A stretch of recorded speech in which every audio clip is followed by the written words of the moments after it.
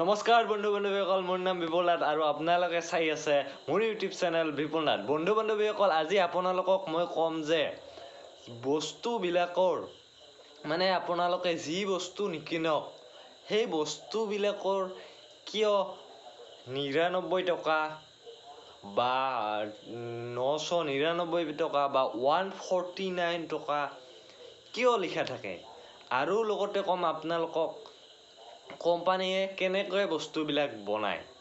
চাওক বন্ধু বান্ধৱীসকল, যোনটো এটা বস্তুৰ দাম যদি ৯৯ টকা হয়, অৰ্থাৎ বস্তুটো ৯৯ টকা এইটো কাৰণে MRPটো লিখে বা ৰুপিজটো ৯৯ টকা এইকাৰণে লিখে যে বস্তু এটা ৯৯ টকাত বিকিলে, ধৰি লওক আপোনালোকে ফ্লিপকাৰ্টত কিবা এটা অৰ্ডাৰ দিছে, ধৰি লওক আপুনি এটা মোবাইল বা আপুনি এটা মোবাইলৰ কভাৰে অৰ্ডাৰ দিছে, কভাৰটোৰ দাম 238 টকা।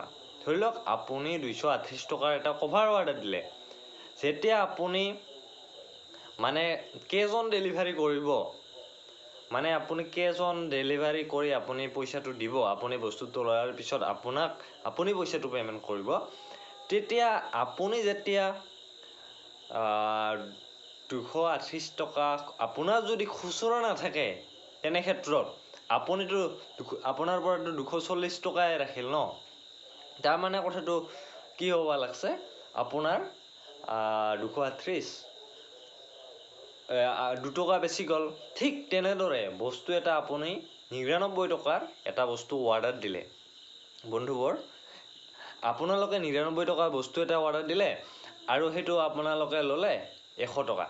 আপুনি 1 টকাৰ কাৰণে খুজিব বেয়া পালে আৰু তেখেতেও আপোনাক ঘূৰাই নিদিলে। ধৰি লওক আপুনি ৰিচাৰ্জ এটা কৰিলে, জিঅ' এটা ৰিচাৰ্জ কৰিলে 199ৰ দোকান এখনত গৈ, আপুনি ৰিটেইলাৰ দোকান এখনত গৈ আপুনি এটা জিঅ' ৰিচাৰ্জ কৰিলে, তেতিয়া আপুনি ধৰ 199 হয়তো, চ' আপুনি 200 টকা এখন নদিলে, আপোনাক 1 টকাটো ঘূৰাই নিদিয়ে।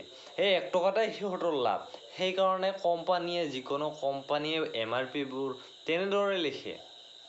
চাওক কথাটো, এই যে 149, 199 বা অনলি 99 1 টকা ৰাখি দিয়ে, সেইটো কোম্পানীৰো লাভ আছে আৰু যোনবিলাক কোম্পানীৰ পৰা হ'লচেলাৰে আনে আৰু হ'লচেলাৰ পৰা ৰিটেইলাৰে আনে, সেইবিলাকতো সিহঁতৰো লাভ আছে। বন্ধু বান্ধৱীসকল, আপোনালোকক এতিয়া ক'ম, যিকোনো বস্তুৰ MRPটো কিয় বেছিকৈ ইউজ কৰে বা বেছিকৈ লিখে কিয়। বন্ধু বান্ধৱীসকল, আপোনালোকক উদাহৰণ কেইটামান দিম। চাওক বন্ধু বান্ধৱীসকল, এইটো হৈছে কলম। চাওক এইটো কলম 5 টকা। বন্ধু বান্ধৱীসকল, এই কলমটো 5 টকা যেতিয়া কোম্পানীয়ে বনাব, ইয়াত MRP লিখা আছে 5 টকা, আৰু আপোনালোকে দোকান এখনত গ'লে এইটো 5 টকাৰ কিনি আনিব লাগিব। এতিয়া কথাটো হ'ল, কোম্পানী যেতিয়া এই কলমটো বনায়, সিহঁতে ৰ' মেটেৰিয়েল কিনিব লাগিব।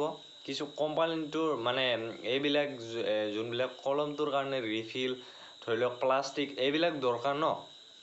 এইবিলাক বেলেগৰ পৰাই কিনি আনিব বা কোম্পানীয়ে নিজে বনাব। যেতিয়া কোম্পানীয়ে নিজে বনাওক বা বেলেগৰ পৰা কিনি আনক, ঠিক তেনেকৈ আপোনালোকৰ মন কৰিব কথাটো, এই 5 টকাৰ কলমটো সিহঁতে কোম্পানীত 3 টকামানত বনাব। বুজি পালে বন্ধু বান্ধৱীসকল? এই 3 টকাত বনাই কলম এটা কোম্পানীয়ে 4 টকাত বিক্ৰী কৰিলে, পাৰ পিচ কলমত এটকাকৈ লাভ কৰিলে। এটকাকৈ লাভ কৰি এতিয়া কোম্পানীৰ পৰা হ'লচেলাৰ দোকানে কিনি লৈ গ'ল, কোম্পানীৰ পৰা ডাইৰেক্ট হ'লচেলাৰে কিনি নিয়ে। হ'লচেলাৰে যেতিয়া আপোনালোকৰ বস্তুটো কিনি আনিল, সিহঁতে আনিলে 4 টকাত। সিহঁতে 4 টকাত কিনি আনিলে এই বস্তুটো। এতিয়া হ'লচেলাৰে যে বিক্ৰী কৰিব, সিহঁতৰতো অহা যোৱা খৰচ আছে, চ' সিহঁতেতো 50 পইচা ইয়াত লাভ কৰিব লাগিব ন। এই যে 3 টকাৰ পৰা 4 টকাত আনি সিহঁতে 4.5 টকাত বিক্ৰী কৰিলে, এতিয়া বিক্ৰী ৰিটেইলাৰৰ কিমান ওলাল, হায়েষ্ট খুব বেছি 25 পইচা ওলাল এটা কলমত। ঠিক তেনেদৰে সিহঁতে মানে মিলাই লয় বস্তুবিলাক। ঠিক তেনেকুৱা ধৰণৰ হৈছে কথাটো। এতিয়া আপোনালোকক এটা বেলেগ উদাহৰণেৰে বুজাম। চাওক বন্ধু বান্ধৱীসকল, এই পেকেট ধূপ চন্দাল চাওক, ইয়াত MRPটো আছে 25, ইয়াত 25 টকা আপোনালোকে দেখিবলৈ পাইছে, 25 টকা। এই ধূপটো বনাতে খুব বেছি খৰচ হৈছে কোম্পানীৰ, একদম A to Z ধৰি, অৰ্থাৎ পেকিং কৰাৰ পৰা ধূপ খাটিবিলাক বনোৱা ভৰোৱা একদম টোটেল খুব বেছি 10 টকামান খৰচ হৈছে। এই 10 টকা তাৰ সিহঁতে কি কৰিছে, ডাইৰেক্ট কোম্পানীৰ পৰা হ'লচেলাৰত 15 টকা দিছে, 15 টকাত দিছে, আৰু সিহঁতে 15 টকাত আনি 18 টকামানত বেচিছে।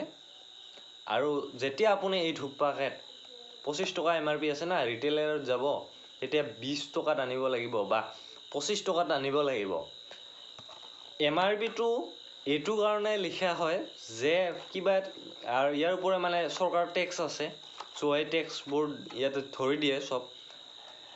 বস্তুৰ MRPটো বেছি এই কাৰণে লিখা হয় যে কোনোবা এটা বস্তু, যিকোনো এটা বস্তু, ধৰি লওক আপোনালোকে এই ধূপ পেকেটে বহুত দিন ধৰি বিক্ৰী কৰিব পৰা নাই, বা কিবা কাৰণবশতঃ এই ধূপ পেকেট আপোনালোকৰ বহি আছে, এই ধূপ পেকেট যে বহি আছে, চ' বহি থাকিলেও মানে চৰকাৰক টেক্স এটা দিব লাগিব না।